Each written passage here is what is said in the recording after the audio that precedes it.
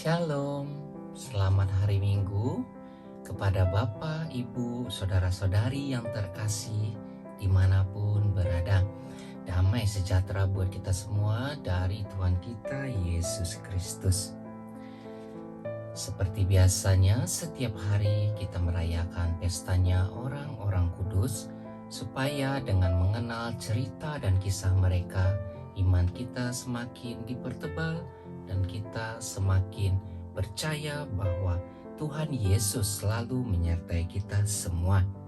Sebelum kita melanjutkan untuk membaca tentang perayaan Pesta Orang Kudus hari ini, tak lupa juga di sini saya mengasih tahu kepada Bapak, Ibu, Saudara-saudari yang terkasih, tak jemu-jemu untuk mendoakan bagi negara saat ini yang lagi konflik, khususnya Ukraina dan Rusia. Marilah kita ambil waktu sejenak untuk mendoakannya dengan 1 kali doa Bapa Kami dan 3 kali doa Salam Maria, supaya konflik segera berakhir dengan mengambil jalan damai dan masyarakat di sana akhirnya bisa menemukan kasih yang sebenarnya, yang itu hanyalah dari Tuhan kita Yesus Kristus. Tak ada yang mustahil bagi Tuhan kita. Hanya melalui doalah saat ini kita bisa untuk menolong kedua negara saat ini yang sedang mengalami konflik. Semoga doa-doa kita yang kita sampaikan kepada Tuhan kita Yesus Kristus diterima dan didengar oleh Tuhan kita. Selanjutnya kita akan melanjutkan tentang perayaan Santo dan Santa hari ini. Hari ini tanggal 27 Februari tahun 2022 kita merayakan pestanya Santo Gabriel Possenti, pengaku iman. Saya akan menceritakan kisahnya. Semasa kecilnya, Gabriel dipanggil dengan nama Fransiskus, mengikuti nama dari Fransiskus dari Assisi, pelindung kotanya. Ia adalah anak bungsu seorang gubernur. Ibunya meninggal dunia ketika ia masih berusia 4 tahun. Teladan hidup ibunya sangat berpengaruh, terutama dalam hal devosi kepada Bunda Maria. Sepeninggal ibunya yang terkasih itu, Bunda Maria menjadi tokoh pengganti yang sungguh dikasihinya. Pada usia 7 tahun, Fransiskus kecil telah diperkenankan menerima komuni. Di sekolahnya, ia dikenal sebagai seorang anak yang pintar, lucu, dan suka berpakaian rapi. Ia juga menjadi seorang teman yang baik dan setia bagi teman-temannya.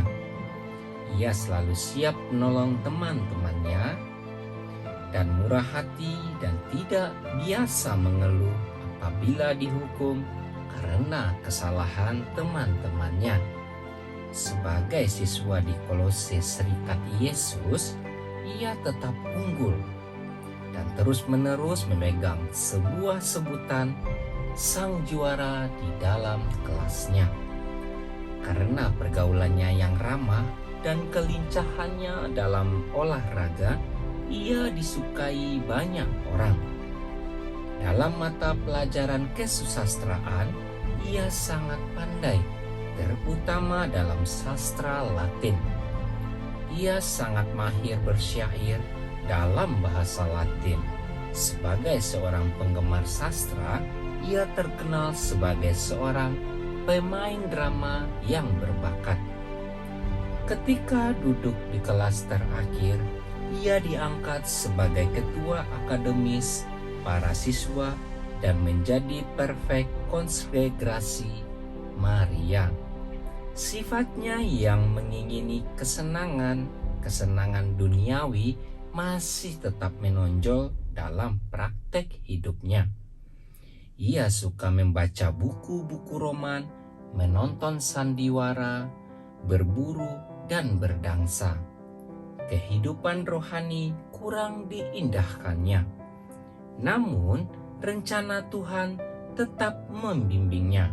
Pada hari raya Maria diangkat ke surga, tanggal 15 Agustus tahun 1855, diadakan perarakan patung Bunda Maria mengelilingi kota Spoleta. Uskup Agung kota Spoleta sendiri membawa patung itu. Ketika itu, Fransiskus mendengar suara panggilan Bunda Maria. "Fransiskus, engkau tidak diciptakan untuk dunia ini, tetapi untuk menjalani kehidupan bakti kepada Allah di dalam biara." Fransiskus mendengar suara itu dengan takut. Semenjak saat itu, tumbuhlah keinginan untuk masuk biara. Dia tidak melamar masuk Serikat Yesus, tempat ia bersekolah, tetapi melamar masuk kongregrasi imam-imam Pasionis.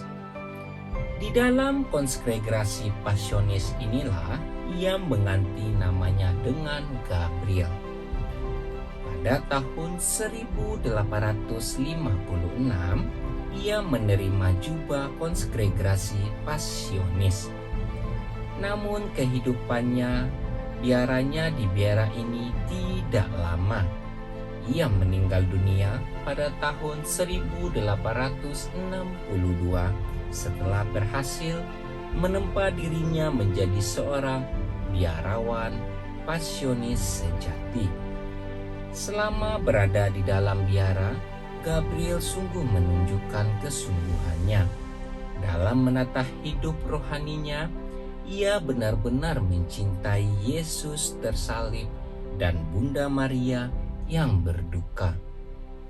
Devosi kepada Bunda Maria yang telah dilakukannya sejak kecil terus dilakukannya hingga menjadikan hidupnya suci. Kesuciannya ternyata dari banyak mujizat yang terjadi pada setiap orang yang berdoa dengan perantaraannya. Gabriel menjadi seorang tokoh panutan para kaum muda. Nah, Bapak Ibu, saudara-saudari yang terkasih, begitulah kisah perjalanan tentang Santo Gabriel Posensti pengaku iman. Bagi kita yang saat ini, khususnya para yang muda-muda yang saat ini mengalami suatu permasalahan, baik itu berupa penyakit atau masalah tentang depresi atau masalah tentang ingin mencari suatu pekerjaan atau ingin mencari pasangan, cobalah untuk berdoa melalui perantaraan Santo Gabriel Posensti ini yang kita rayakan pada hari ini. Karena mujizat terjadi setelah Santo Gabriel Posensti ini naik ke atas surga. Luput di sini juga kita bisa merasakan mujizat-mujizatnya kalau kita berdoa melalui perantaraan Santo Gabriel Posensti ini, di mana Tuhan Yesus selalu berkenan kepada orang-orang yang percaya sepenuhnya kepada Tuhan kita.